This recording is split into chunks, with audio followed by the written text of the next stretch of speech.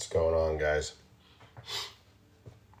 Guys, happy Monday. I don't know about you guys, where you guys are located, but here it's like 42 degrees and rainy and dreary and foggy. It's quite miserable. But hopefully you guys are doing well, and hopefully you guys are having a pretty good Monday and you guys are recovering from the holiday. We also have another holiday coming up in a couple days, so happy early New Year's. We are talking about Scott Peterson. If you guys do not know who Scott Peterson is, I will give you guys a rundown on who Scott Peterson is. Now, we started talking about this case yesterday. We've been talking about the JonBenét Ramsey case for a little while, for about 4 or 5 weeks. Now we're talking about Scott Peterson. So just like I've told you guys, good morning, everybody. Just like I told you guys yesterday, we look at these cases, and I look at these cases just like you guys. I did have a good Christmas. Same to you guys. Hey, Caitlin. So I look at these cases just like you guys do. I look at it brand new. And I look at these cases like I've never seen them before. And I try to digest some of the evidence, and I try to look it up. Now, if you guys do not know who this is Scott Peterson. Scott Peterson was ultimately convicted of unaliving his wife, Laci Peterson. It says, Laci Peterson back in 2002. She was last seen on Christmas Eve, 2002. Now, he was arrested about a month or two later. Okay, now they found her washed up and her unborn child's fetus, unfortunately, about 4 months later. It was in April. When they found her, you like that, Denise? When they found her 4 months later, she looked like she was being weighed down. They only found like a torso, which leads us to believe that the other part of her body could still be weighed down somewhere. But again, we really don't know. You guys are on your break. Thanks for hopping on. Now, here's the two theories. I want to tell you guys the two main theories that we're hearing about the Scott and Laci Peterson case. Again, if you guys do not know who this is Scott Peterson, okay? Now, I'm going to give you guys the two theories. The first theory, okay? This is the first theory. Jolly Holly, I know it's hard to be open-minded, but I urge you to try to consider it, because when we look into these new cases, you have to be open-minded. It's the only way. Here's the two theories regarding Scott Peterson. Number one, the prosecution theory is that he unalived her and then took her on this boat that he went on Christmas Eve for like a 90-minute drive. He had a parking permit or a parking ticket that he had to purchase at the marina, took her out there, disposed of her in the ocean, and then drove back home and then acted like he didn't do anything. That is prosecution theory number one.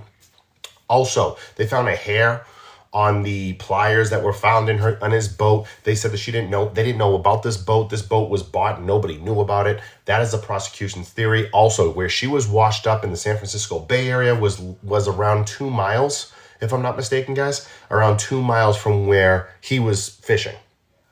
Just to be completely clear, it was about 2 miles from where he was fishing. That's where her body was found, ultimately. Now, or at least part of her body. Now, the other theory is the defense's theory, that she was abducted, taken, and then disposed of, and then kind of going against Scott's alibi. That's the defense's theory. It's like, that's really it. There's really no other theory. There was some construction going on. There was burglaries by the neighbor's house. So there was all these other things, but that's the defense's theory. Now, let me give you guys a little bit of updated information. If you guys probably already knew this, but here's some of the updated information about this case. He's potentially going to be getting a new trial. And I want to be very clear. I said potentially. What's up, Reds? Potentially getting a new trial. I'm not saying he will, but he's potentially getting a new trial because a judge learned that a juror lied on the jury form. Hey, Christina. Lied on the jury form. And since she lied on the jury form, ultimately could be proven that she swayed the jury. Now, look, they need a lot more evidence like that to give him a new trial, just to be very fair. They need more than that. But that's the number one thing that's allowing the judge to say, we can look at this a little closer. So apparently one of the jurors, I think it was juror number 7, one of the jurors mentioned that they've never been involved with the law or an open case or something along those lines. However, that juror actually had an open restraining order, harassment order on her boyfriend's time, ex-girlfriend. So she actually did have an open case pending, and she lied and said she never did. So, again, does that mean that he's going to get a new case or a retrial on this? We don't know. We honestly don't know. We don't. But that's the information that we have. Now, did you guys get a chance to see my video that I posted about an hour ago? Red X, we'll talk about it offline. Okay, guys, did you guys get a chance to see the video that I posted about an hour ago? Okay, if you didn't, it's completely okay. Completely okay. I'm going to tell you what the video was. I'm going to show you guys some information. Do you guys know who this is directly behind my head? Do you guys know who that is? And don't worry about looking at the video yet. You guys can look at it after the live. Do you guys know who this is? This is Alan Burkini. Alan Burkini is one of the detectives. You actually probably saw him in the documentary as well. This is Alan Burkini, one of the detectives that was interviewing Scott Peterson. Now, do you guys want to know why he's a very, very important person? This is in the video that I posted. He left out some pretty crucial information. Now, again, I'm not saying that this means that Scott's innocent. I'm not saying that. What's up, Michelle? But he left out some pretty crucial information. For example, he left out, I'm going to show you what I'm talking about. He left out the fact that there was a female witness that saw Lacey and Scott the day before she was reported missing, which was December 23rd, 2002. She was using the bathroom in the warehouse. But he left that out. And he admitted it under oath while being questioned during the trial. It's on the court transcripts. Because Scott Peterson's attorney, I think it's Mark Gregoris or whatever his name is, Gregor, whatever, it's like a Greek last name, questioned him about it. And he said, why didn't this information end up in the report? He said, I excised it. He goes, you did? He goes, I must have. So he admitted to not putting in that information in the file. Now you guys are probably wondering, what does that matter? What is your point? Well, the prosecution's theory is that Lacey didn't know about this boat. This boat was bought privately. Nobody knew about it. Lacey never saw the boat. Lacey never saw that warehouse. Lacey knew nothing. She was never there. That is why her hair was found there. Because when he went out on that boat, they're saying that he had her on the boat and then threw her overboard. Then we found out, well, no, she was actually at the boat prior to that per a witness that Alan Burkini interviewed. But he left that information out. That goes against the prosecution's theory. Now, again, I'm not saying Scott's innocent here. What I'm doing is picking apart the fact that law enforcement chose to omit information. Now, I'm going to put it up on the back of the screen so you guys, you worry, Mary Chimed, so you guys can read what I'm talking about. So right here, June 24th, 2004. Okay, this is part of the news. This is like the news article regarding it. And again, this was actually in the court transcripts. I also dug those out. But if you guys take a look here, you'll see Detective Alan Burkini admitted that he excluded from his reports any reference to a woman who recalled seeing Lacey Peterson at the warehouse where her husband stored his small boat. So again, this is also in the court transcripts, that the detective that I just showed you a picture of said that he omitted that information from his report. We don't really know why, but he did. Prosecutors claim that Peterson hid the recently purchased boat from his pregnant wife as part of his plan to unalive her and dispose her body in the San Francisco Bay. The woman's story provides an alternate explanation for why, I gotta get out of the way here. For why a strand of the hair that DNA testing indicates that might have come from Lacey turned up on a pair of pliers in the boat. That hair is one of the few physical pieces of evidence that prosecutors have presented. Now, I'm going to show you the next piece. This next piece I think is even more important. Now, defense attorney Mark Garagos, whatever his name is, played for the jurors an audio tape on which Burkini dictated notes from a police interview with the witness who said Lacey Peterson used the bathroom at the warehouse the day before she was reported missing. Garagos, implied Burkini left out the woman's account because it did not fit with the police theory that Lacey Peterson had never been near the boat. To be very clear, that is just the attorney's way of theorizing. That is not like valid point. So I want to say that part again. When I said that Burkini dictated notes, who said that Lacey Peterson used the bathroom at the warehouse, Garagos implied, this is the part that I'm saying, he's implying this, it doesn't mean this is what it is, that Burkini left out the woman's account because it did not fit the police theory that Lacey had never been near the boat. Again, that is just his opinion, doesn't mean that that's valid. But what is valid is the fact that Alan Burkini left this information out. Now, he asks, Gregaros, which is the attorney for Scott Peterson, says, could you tell me how that particular piece of information got excised out of the police report? Burkini says, I excised it.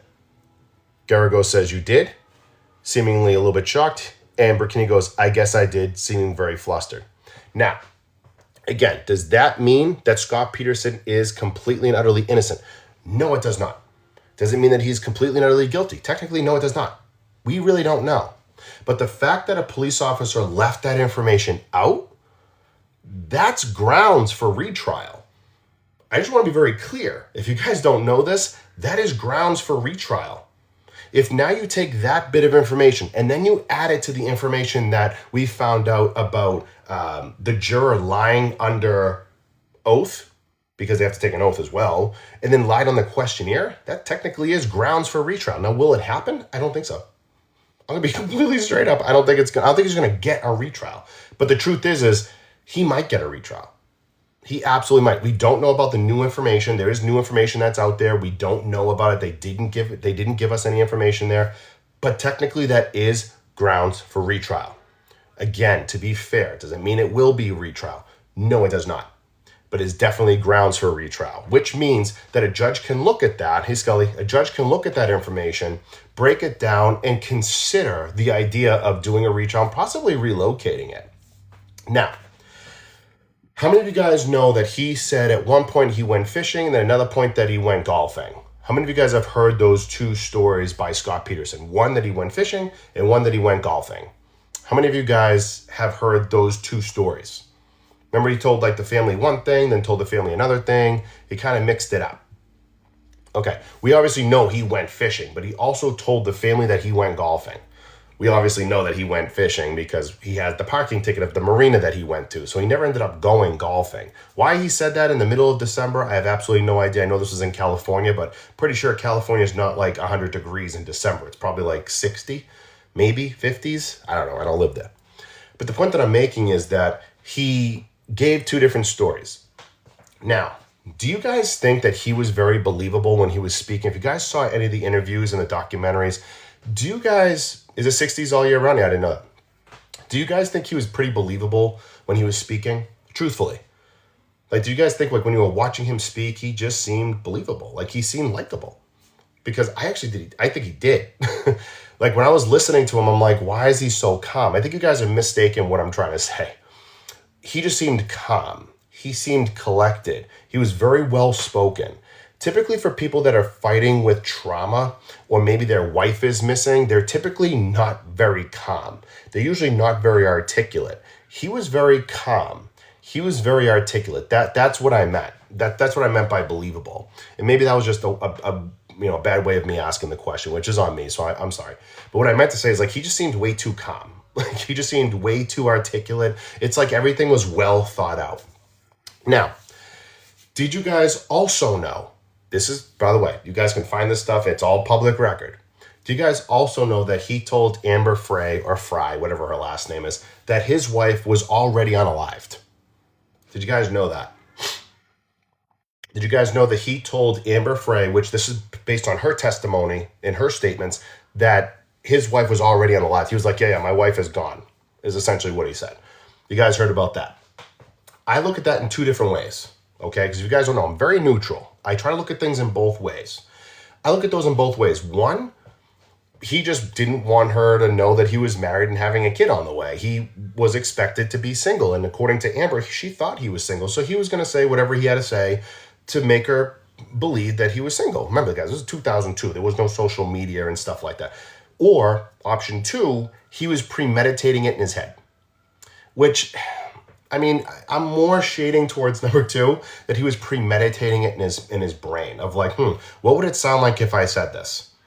What would I sound, what would happen if I said this out loud and I spoke it into existence? So I almost kind of feel like he was saying it to kind of, just kind of see what happens mentally. Again, we don't really know that to be fact, but again, what would happen a little bit, mentally. Now, how many of you guys believe Scott is 100% guilty? How many of you guys believe Scott Peterson is 100% guilty? And I don't think, listen, it's okay if you say yes or no. You guys know I'm going to go into my platform thing. So one thing I will say, guys, is 1,400 of you, if you guys are brand new to me, I'm prior law enforcement, so you guys get all the information from my prior experience. Also, I stay completely neutral. I look at both sides of the spectrum. I just try to be as fair as possible. I am never going to be Team Lacey. I'm never going to be Team Scott. I am Team Justice. That's how I like to put it. But I always like to say this. There's 1,400 of you guys. If you guys are not all following, what are we doing? So before we keep going, out of the 1,400, we only have a couple hundred of you that are just following. We need the rest of you to press that little follow button right above my squash. Okay, we need that level of support. We're not just talking about Scott Peterson. We're talking about a bunch of different cases. Right now, we're focused on Scott. That's the new case that we're taking on. But before we keep going, let's press that little button right above my head, that plus button, that support button. It really does mean a lot. So before we keep moving forward, press that follow button and let's keep moving. Now, how many of you guys know how many jurors were on the jury panel for the Scott Peterson, Laci Peterson case? Or Scott Peterson versus the state of California is what I should say. How many jurors? And thank you guys for the follows. I appreciate you. How many jurors, guys, were on the jury panel in the state of California? 12. Do you guys know how many it takes to get a verdict? Out of the 12, how many does it take to get a verdict? Out of the 12 jurors, how many does it take to get a verdict? It takes all 12. It takes all 12.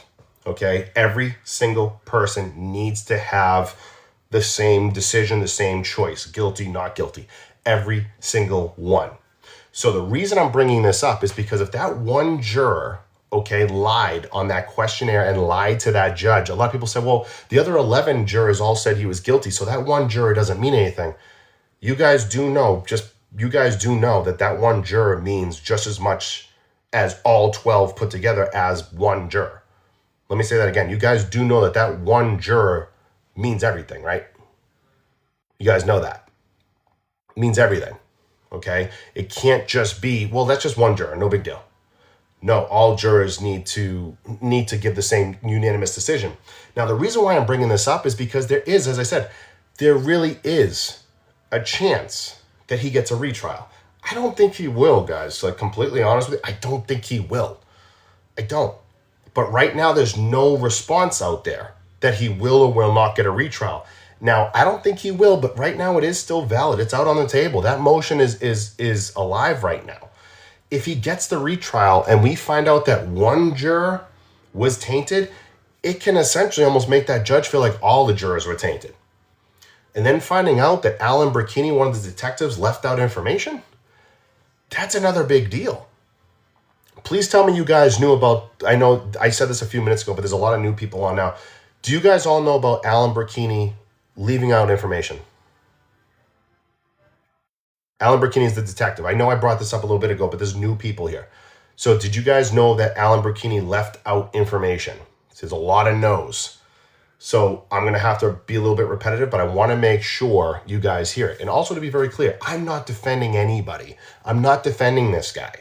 What I'm defending is justice. When I find out that a cop doesn't do what they're supposed to do, that's a problem. That's who I'm defending. I'm not defending this guy. But I'm defending the fact that a cop didn't do his job properly. That's a problem. So let me show you who Alan Burkini is. Give me guys 1 second. Now, I did talk about this a little bit ago, but I'm going to bring it up again. Here is Alan Burkini. Okay, Alan Burkini was one of the detectives. You probably saw him in the documentary. This is Alan Burkini. Alan Burkini was one of the detectives that interviewed a woman specifically who was at the warehouse where Scott Peterson brought his boat, the boat that nobody knew about, brought the boat there the day before she was reported missing. Now, know this. He spoke to a woman that saw Laci go into the bathroom. Now, my question to all you guys is, do you think that was important information? I'm going to ask that question again. Do you guys think it was important information to know that there was a witness that saw Laci enter the bathroom?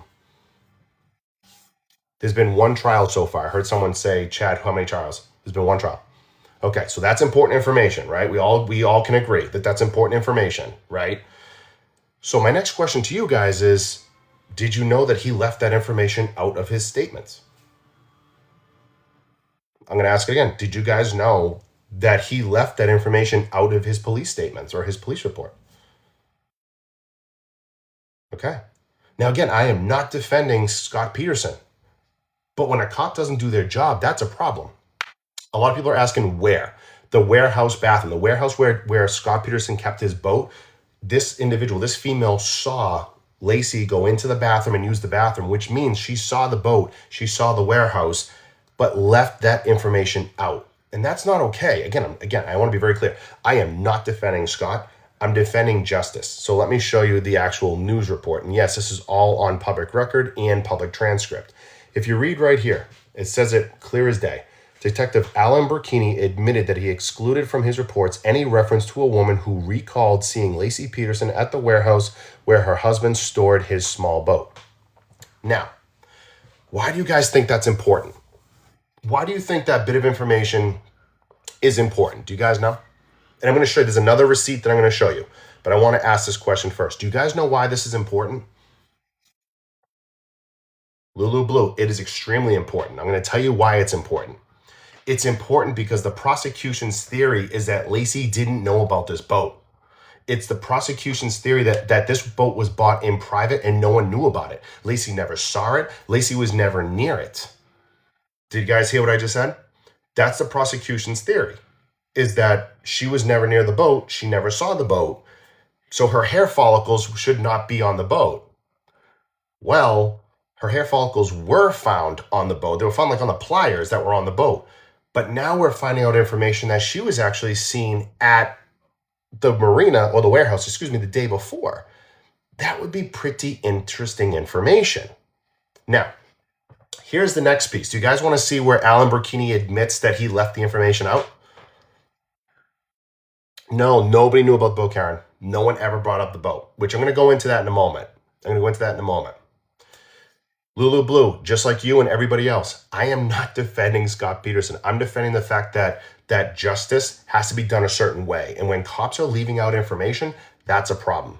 And also, to be clear, the mistress is not the female that we're talking about. This is a completely different female. Now, here's the proof that Burkini admitted that he left out information. Defense attorney Mark Garagos on Thursday played for the jurors an audio tape in which Burkini dictated notes from a police interview with the witness, who said Lacey Peterson used the bathroom at the warehouse the day before she was reported missing.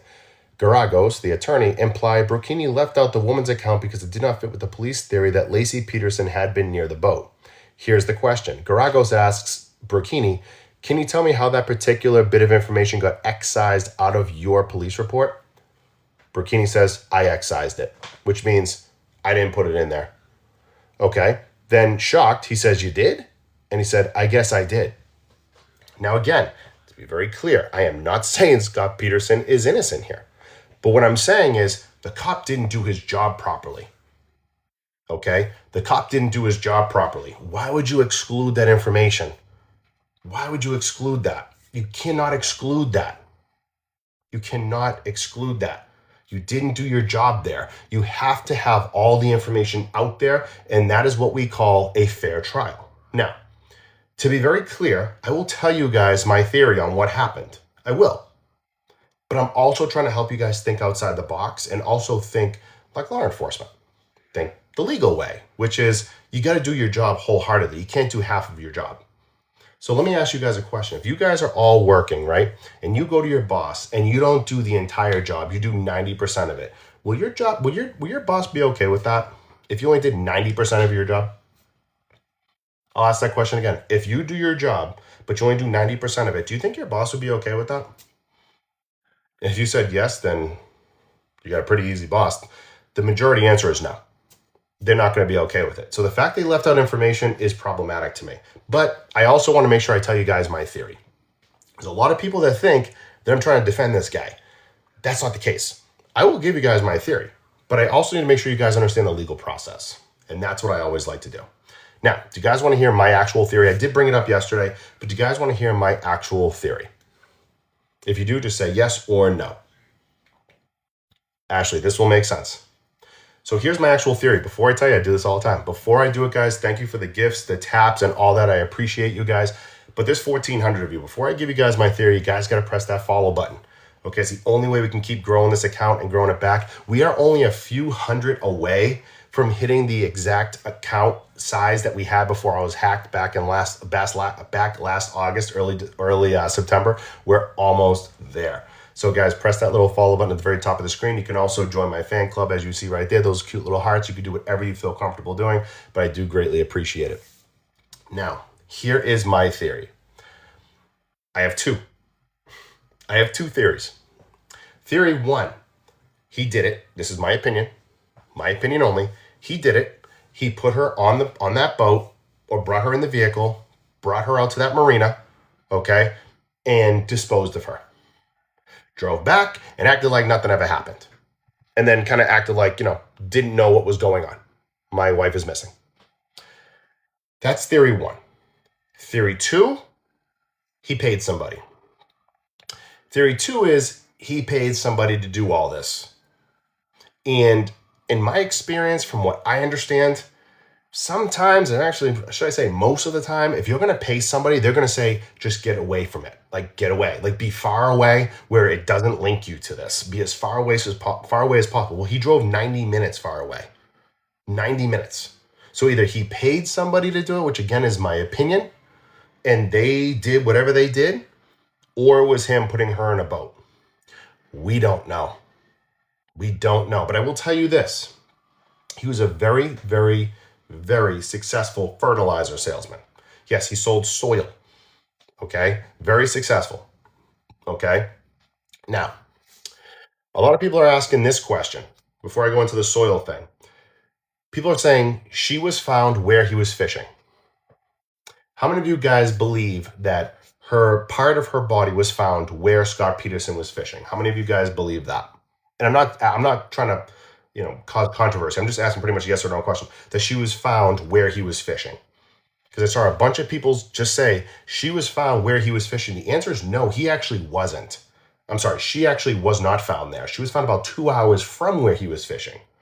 Not right where she was fishing, or where he was fishing. It was about 2 hours further away.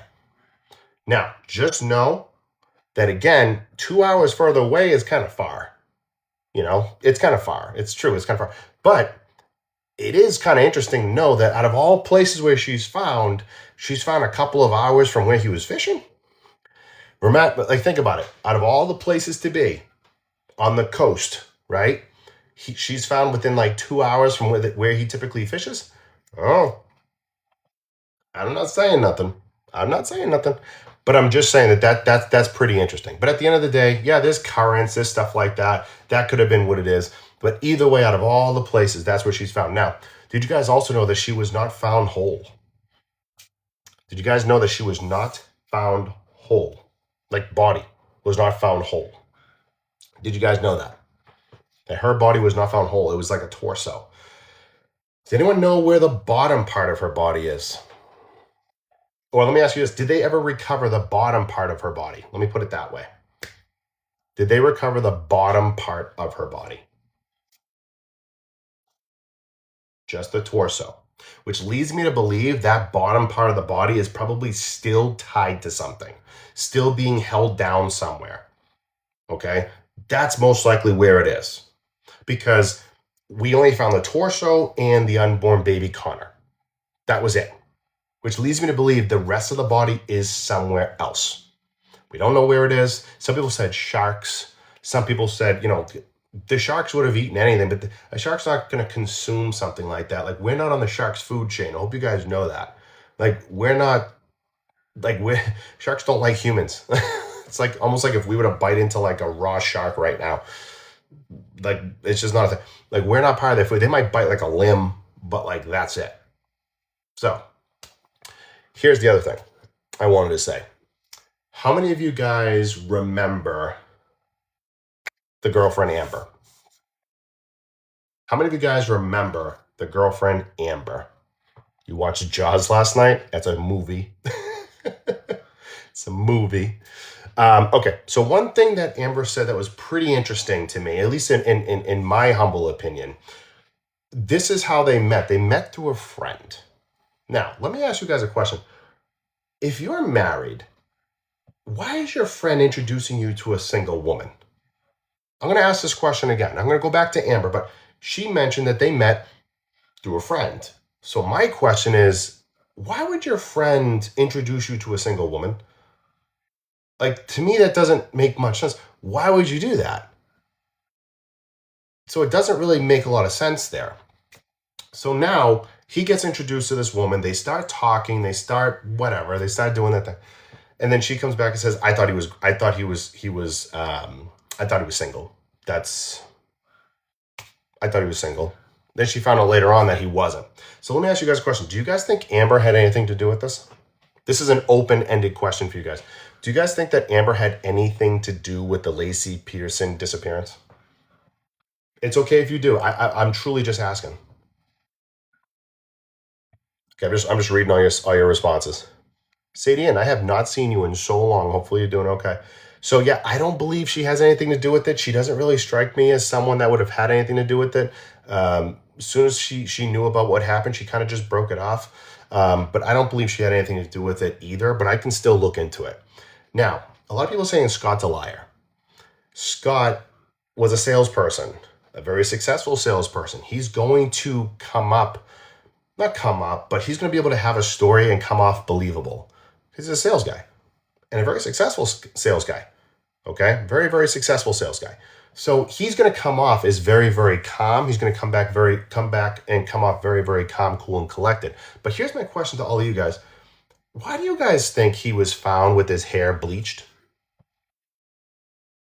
Why do you guys think he was found with his hair bleached? Remember, it was like orangish, yellowish. Looked like a bad Zach Morris. Why do you guys think his hair was a different color? Morning, morning. Cool. And why do you guys think he had a firearm? Why do you guys think he had a firearm? And yes, this will be a litter of questions. Why a firearm? And here's my next question. Why did he have so much money? I think it was like 15 grand, if I'm not mistaken, in cash. Why so much money? Why so much money? So I see a lot of people saying he's fleeing, he's running, he's fleeing, he's running. Did you guys also know that he was a strong advocate for Laci from the very beginning? And cops never suspected him outside of that. They suspect him because he's the husband, but they were very, very clear that he was always on top of this. He was always trying to find answers for Laci. So my question is, do you guys think it was all an act? It's okay. I'm just asking straight up questions. Do you guys think it was all an act?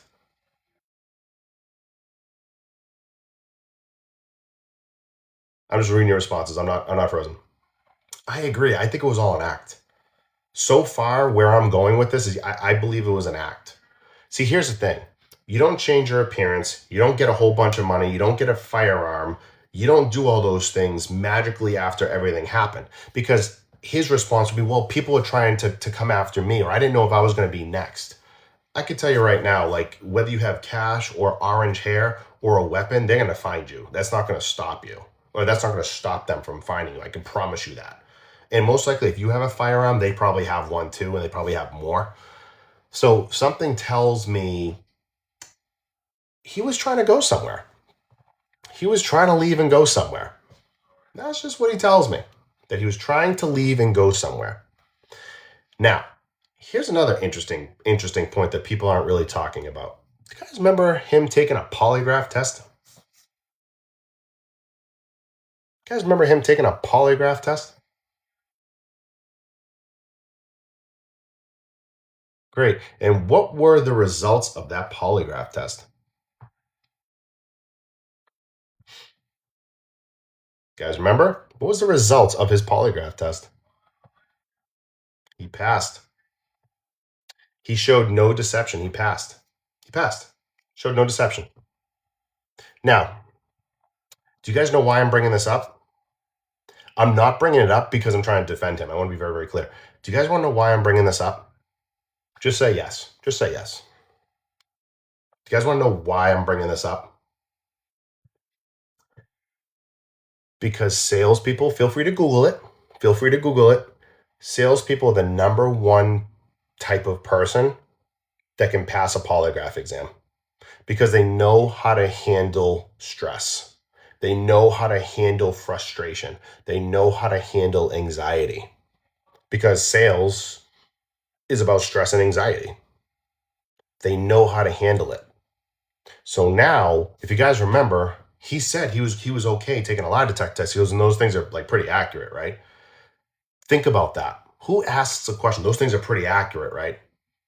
That a lot of people can hear those words, and they'll be like, oh, he wants to make sure that like he doesn't get screwed.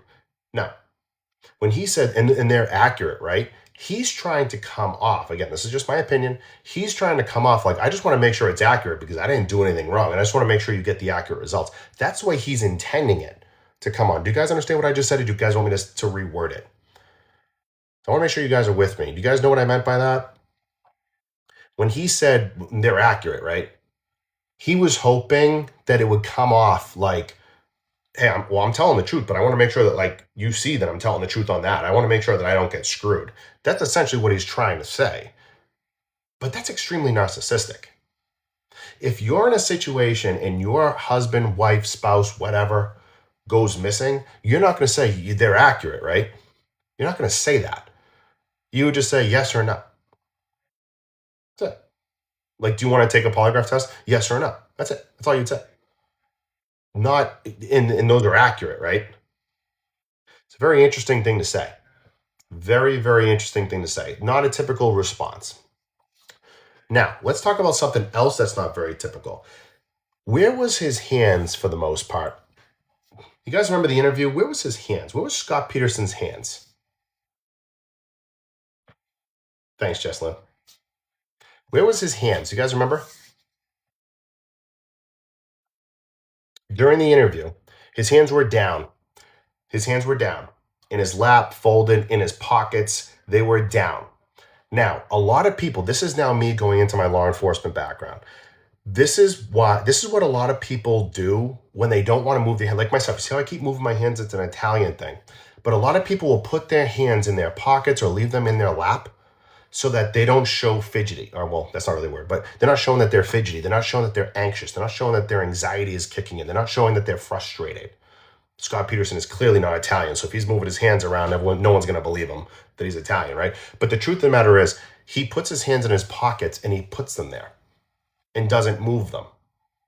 Okay, the only time he moves his hands is when he grabs the phone and that's it. Then he puts his hands back in his lap. So here's my next question I want to ask you guys.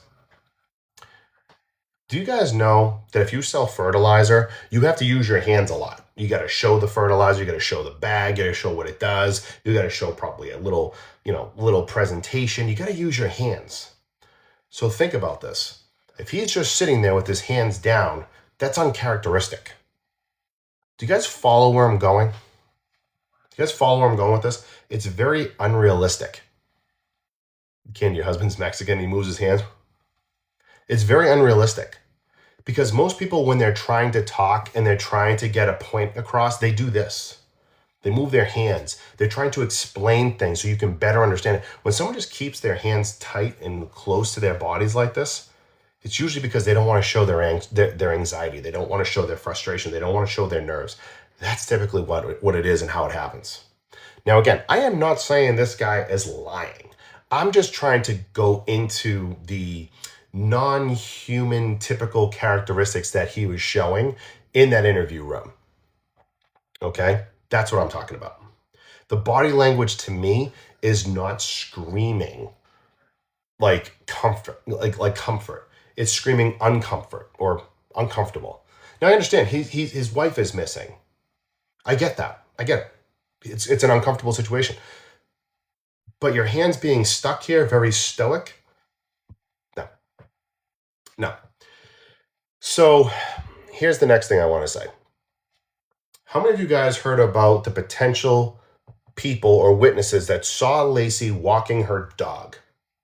Or walking a dog, whatever. How many of you guys have seen that?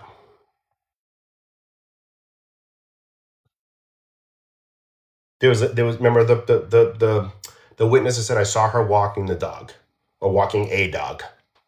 Now, in your opinion, guys, by yes or no, just give me by yes or no. In your opinion, guys, does that witness hold a lot of weight or no? Let me ask it again. Does that witness hold a lot of weight or no? Okay, a lot more no's. Somebody tell me why. I know the yes reason why, but Somebody tell me no. I know it has to do with timing, but somebody tell me why. With people that said no, it has no weight, tell me why.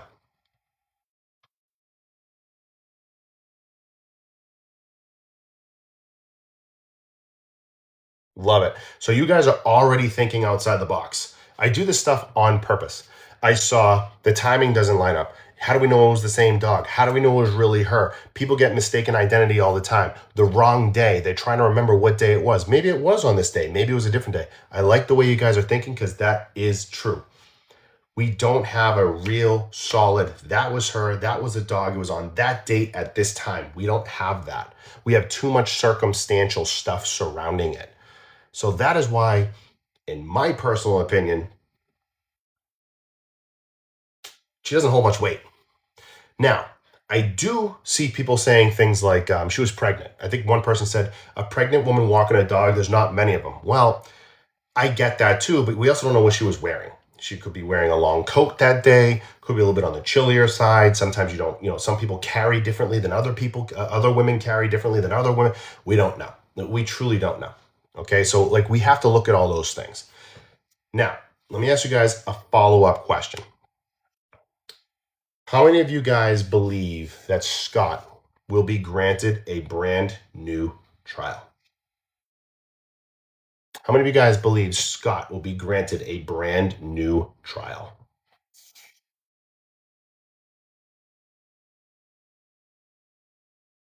I'm just reading your responses. Okay. I like the responses and I like the fact that it's mixed. Okay. Before I go into my thoughts on that and then some of the evidence supporting that, there's 1,600 of you guys on right now. You're not all following. You're just kind of listening in.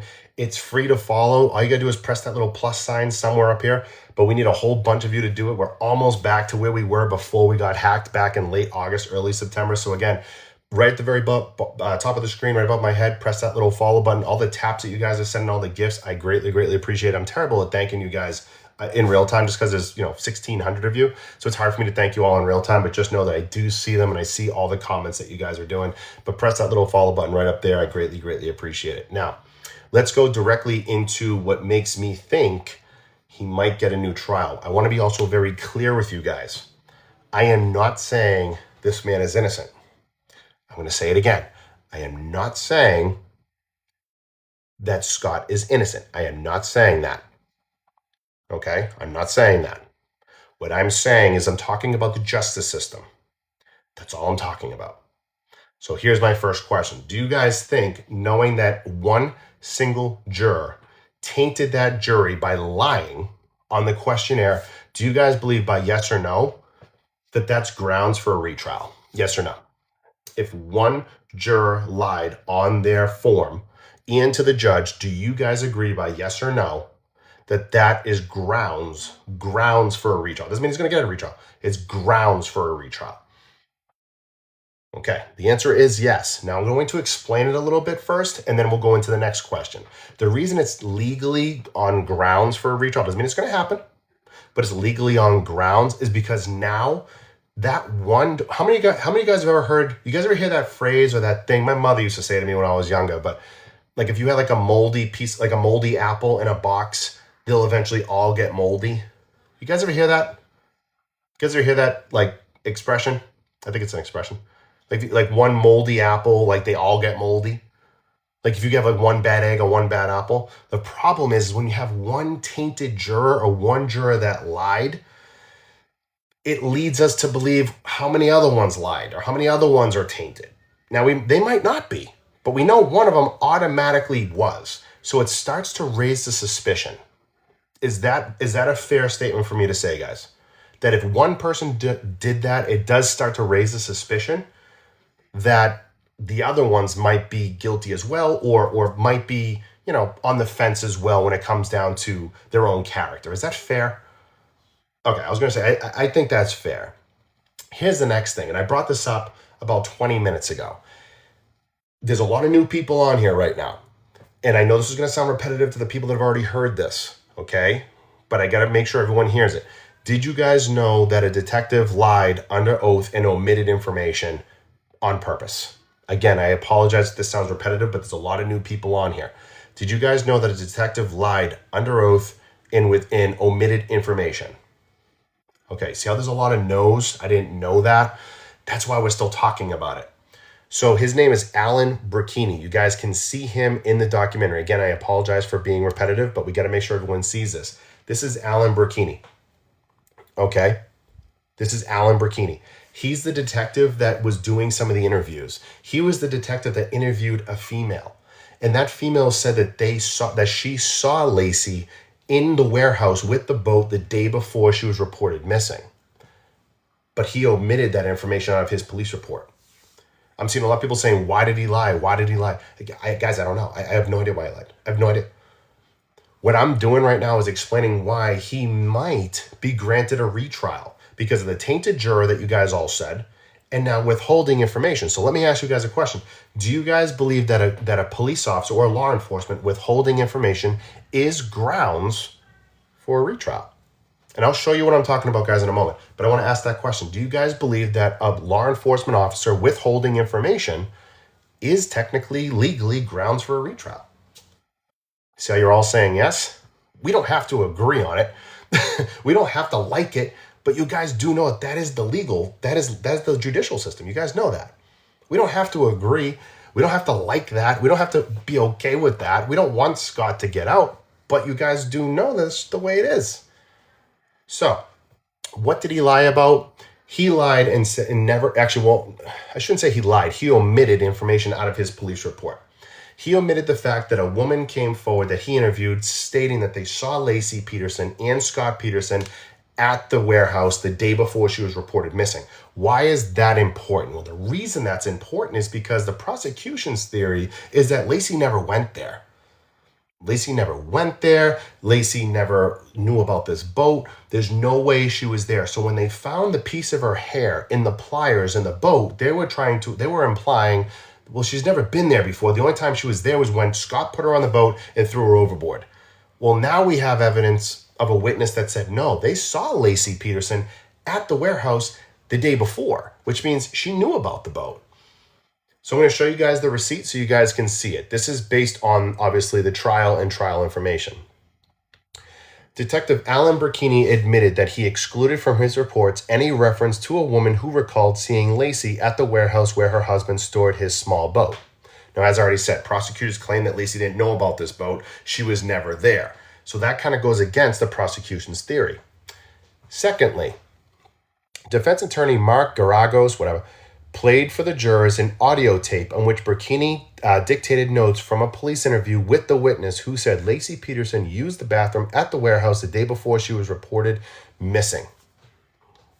So that was him admitting that he left it out. But if you want the actual words of him admitting to it, it's right here. So Garagos implied that Brechini left out the woman's account because it did not fit the police theory that Laci had never been near the boat. So Garagos asked, can you tell me how that particular piece of information got excised out of your report? And what did Brechini say? I excised it, meaning I omitted it. So then he goes, you did? Brechini goes, I guess I did. So Brechini admitted that he left it out. Brechini admitted that he left out that pretty important information. So you guys just told me a tainted juror is grounds for an appeal or retrial, excuse me. And you guys just admitted to me or agreed with me that a dirty cop, as Susie's saying, omitting crucial information or a law enforcement agent withholding information is also grounds for a retrial. That's 2 bits of information, grounds of a retrial.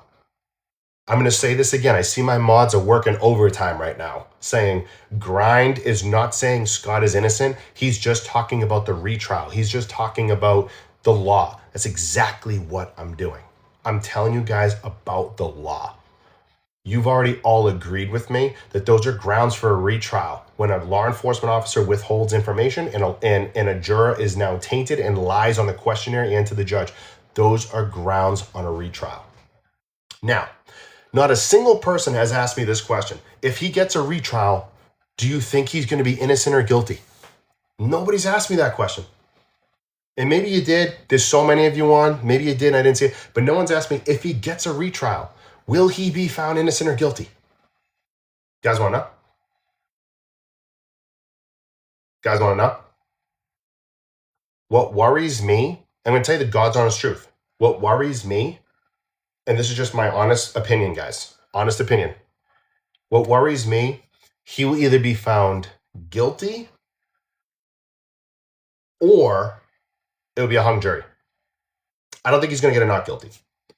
It's either going to be a hung jury or it's going to be guilty. I don't think you're going to get a not guilty. The reason I don't think you're going to get a not guilty is because I don't think you're going to get 12 jurors unanimously saying she's not guilty. I just don't think you're going to get that. I just don't think you're going to get 12 jurors that unanimously say not guilty. But a hung jury is technically not guilty, if you guys don't know. A hung jury is technically a not guilty, just so you guys know that. He can be retried again, but that also depends on that retrial, depends on the stipulations. Okay, did you guys know that? When there's a retrial and it's a hung jury, did you guys know that he can still technically be tried again for a third time? Did you guys know that? I don't know if you guys knew that. Did you guys know that? That if he's in a retrial and it's a hung jury, he technically could be tried again, which would give you a third trial. So again, I just don't see a whole bunch of people saying not guilty. It's either going to be guilty or a hung jury. Do you guys know what happens if there's multiple hung juries? Hopefully you guys are learning some stuff. And hopefully you guys do truly believe when I tell you. I'm not saying Scott's innocent. I'm not saying any of that stuff. I'm just giving you guys the legalities behind it. Do you guys know what happens on multiple hung juries? They do not set him free. So what happens is the prosecution, the DA, they have to sit down with the attorneys and say, look, we've done this 3 times, 4 times, 5 times. We keep getting a hung jury. Will you plead guilty to a lesser charge? And they come to an agreement. They usually negotiate it. And if they want to, the prosecutor can say, we're going to drop this. He's been in jail for 20-something years. We're going to drop it. Or will he plead to a lesser charge? It could be one of those things. Now, hopefully that all makes sense to you guys. If there's multiple hung juries, they don't want to keep wasting taxpayer money. They don't. Unless you're in Massachusetts and we kept getting hung juries for Karen Read, they're just going to keep spending the money. But hopefully you guys understand that they have to come to some form of agreement. Okay? That's what it is. Okay, because I was like, wait, I follow him, but no. Yeah, so Melanie, yes. So this is a new account. My last account was hacked. So any of you guys that are finding me again, my last account was hacked back in late August, early September. So I haven't been hiding. I haven't been like under a rock. I haven't been trying to avoid anybody. My last account was hacked. So all I say is unfollow there and follow here. I'm also wearing my Karen Read shirt. It says, how long does it take? Anyways, moving on. So just in case you guys are like, I thought I followed you before. Yeah. Now, will he go back to the same courthouse or back to Modesto? We don't know. They're also putting in for a change of venue, which honestly, guys, I don't really think a change of venue really matters. This is like nationwide. Everyone knows about this. So I don't think a change of venue is really going to matter. So he did take one, Jen. Yes, he did take one. He did take a lie detector test. Yep. So there seems to be some confusion when it comes down to this case. I'm seeing people say he was already sentenced. I see people saying, what happens next? Just because he's sentenced, there is an open motion as we stand in Modesto for a retrial for him. It has not been confirmed yet. It has not been, there's been no judgment on a yes or a no, but it is an open filing right now. Just to be very clear, there is an open filing. He does not get the DP, the unaliving penalty. He is not going to get that. That was already taken off the table. Okay. So there's something I want to say about the time that he's served so far, but I want to make sure I answer this. Where do you find untainted jurors? Same way you found it in Massachusetts for Karen Read. Same way you find it for Sandra Birchmore in Massachusetts, right? The federal case. You keep asking, there are people that know nothing about these cases. Trust me, they know nothing. Retrial based on what? Lisa, we actually talked about it earlier. You probably weren't on, so I'll just tell you very quickly. Retrial based on, again, we don't know if it's going to happen, but based on the grounds of a retrial would be the fact that there was a tainted juror, which they confirmed. A juror lied on their juror form, and then also a cop, a law enforcement officer, withheld and omitted important information in the trial. Those are 2 grounds for retrial. But just know that we don't have a new trial date yet. We don't even know if it's going to be ruled on it yet. So just so you guys know, we don't have that information. We don't. They could deny it. Okay. Now, guys, how long has he been in jail? Tell me. I'm going to ask every single one of you. How long has he been in jail?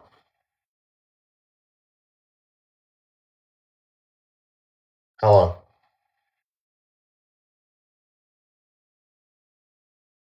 Little over 20 years, like 23-ish years. Okay. We just made the 23rd anniversary just last week. He's been in jail for over 20 years. Do you guys want to know the biggest issue I have with this? Wasn't there a juror that became friends with him and was writing to him? April, I don't know that. That I don't know. Good question, but I don't know that. Now, do you guys know the biggest issue I have with him being in jail for over 20 years? It's what Michelle just said and what April 5 just said. He could get time served. So let's say they go through a new trial. Let's just hypothetically, they go through a retrial, okay, hypothetically, and it's a hung jury. And then they go through it again, and the prosecutors say, look, what do we want to do? There's a very good chance his attorneys are going to say, can we get time served? He's already done 23 years. Can he get time served? The DA is probably going to say no, and let's redo it. Let's say it gets hung again. They're going to have that same conversation. He might get time served. So I'm not saying it's going to happen, but at that point, when he's already done a single life sentence of 25 years, which technically is a life sentence of 25 years, he could be released based on time served. Just saying, it's possible. I'm not saying it's going to happen. Just saying it's possible. Yes, the Innocent Project said they have 25 pieces of new evidence. Yes, they have a lot of new evidence, but they haven't disclosed what that evidence is. They never did. And honestly, it's probably much better off that they do not disclose what that evidence is, because if they do, it becomes even more tainted. You guys saw what happened with the JonBenét Ramsey case. Everyone started knowing about the evidence, started using it against them, and using it almost kind of towards their own gain to take accountability for something they never did. So the original sentences was two life sentences. But again, he's not going to see the unaliving penalty. He's not going to see that. And all I'm saying is that if he gets, because remember, it was Lacey and the unborn child, Connor. I think his name was Connor. But again, guys, if we get a retrial and he gets a hung juror, or a hung jury, I should say, the DA may negotiate with them to say, will he plead to a lesser charge? Then he might get time served. Do you guys want to know the other thing that could possibly happen? This one you guys are not going to like. Do you guys know what will, actually I probably should say will happen. Do you guys want to know what will happen if he's found not guilty in a retrial? Again, you guys are not going to like this. I'm just going to give you guys full transparency. You're not going to like it. If he gets a retrial, let me be very clear, if, 2 letters, 1 syllable, if he gets a retrial and he gets a not guilty, he is going to sue for a lot of money. He will 100% sue for a lot of money. 100%. And I can't say that's worse, but that's just as bad. Just as bad. You're going to sue because of, like, this is the judicial system. If everybody found you guilty 20 something years ago, and now there's new evidence coming out, the judicial system did their job. The jurors did their job. Why can you sue? Well, that's just the way it is. Welcome to the United States. Because he'll say he was wrongfully accused, and he'll sue them. And guess what? He'll get it. He will 100% get it. That is just the way it works. He will 100% get it. 100%.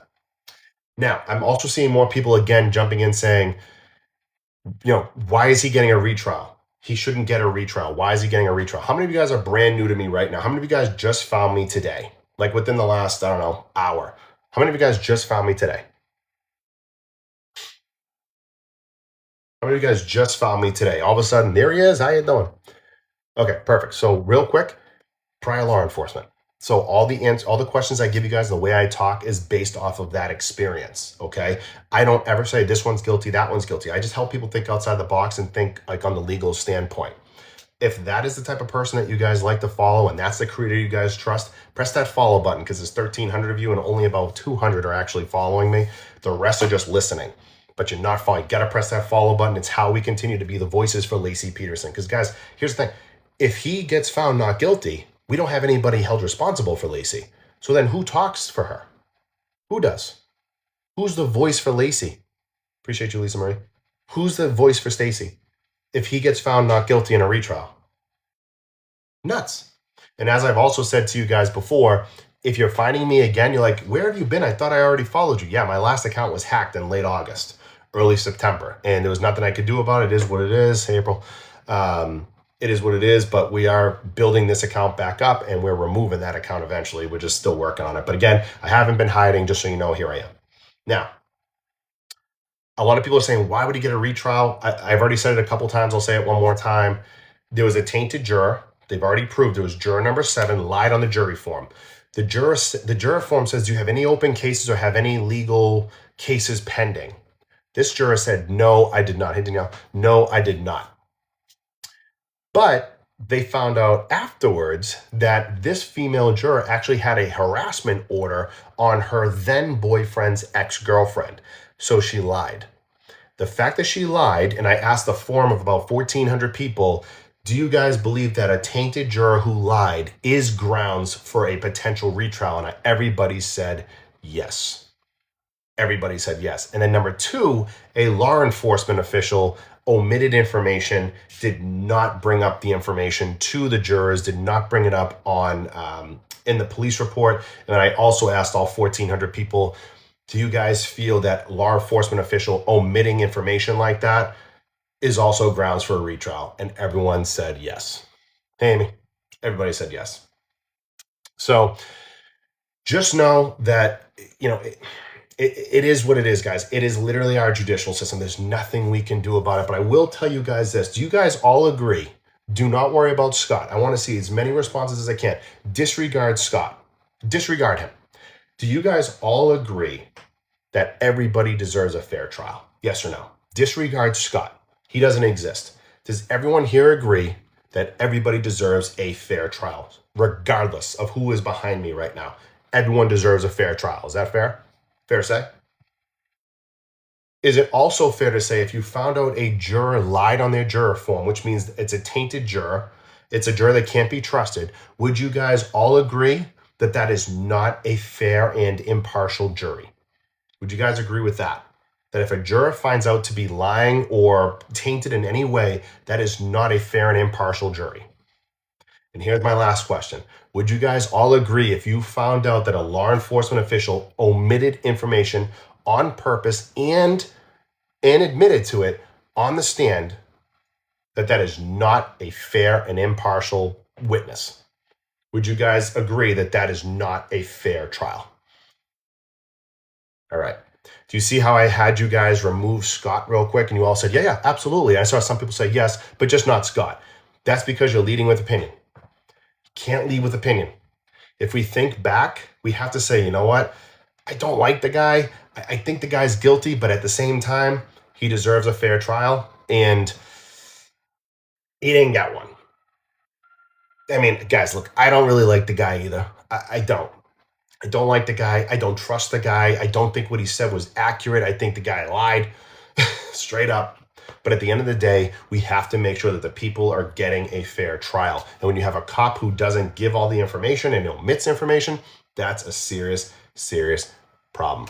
So guys, I'm going to hop off. I appreciate every single one of you. It means everything. Hopefully you guys enjoyed. If you guys are brand new, guys, welcome to the platform. We call each other the Grind Gang. So welcome guys to the platform. I really, really appreciate it. We post a few videos a day. We're live every single day. We have a super fan live tomorrow. It will be on my story in a little bit. If you guys want to become super fans, that's great. There's 1,300 people on here. The super fans, usually every time we have this, about 20 to 25. So you get more time with me. I can answer your questions. I also give you guys information that I don't bring up on big lives like this.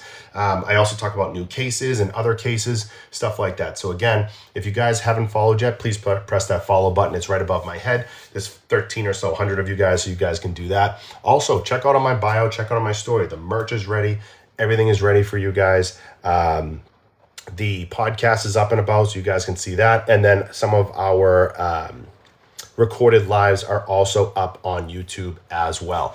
So again, Get over to our YouTube, get over to our podcast. Everything is on my story so you guys can see. You guys can subscribe. Appreciate every single one of you, the new followers, the new taps, the new gifts.